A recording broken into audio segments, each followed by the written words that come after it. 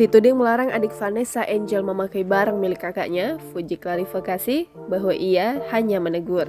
Kasus kecelakaan yang menewaskan Vanessa Angel dan suaminya Bibi Ardiansyah masih terus diperbincangkan. Kini, gesekan-gesekan kecil mulai muncul di keluarga kedua belah pihak setelah kepergian mereka.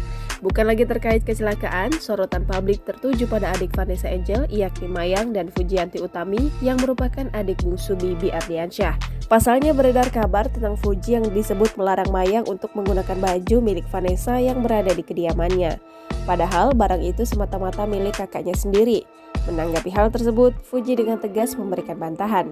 Hal itu disampaikan adik ipar Vanessa Angel dalam video yang diunggah di kanal YouTube TS Media pada Minggu 21 November 2021. Fuji mengklarifikasi dirinya bukan melarang Mayang untuk menggunakan barang Vanessa Angel. Dijelaskan Fuji dirinya hanya menegur Mayang. Pasalnya, pada saat itu juga ia sedang berada di Surabaya. Fuji melanjutkan ia hanya ingin Mayang meminta izin terlebih dahulu jika akan memakai barang milik Vanessa. Terlebih, kondisi kedua belah pihak yang sama-sama masih berduka.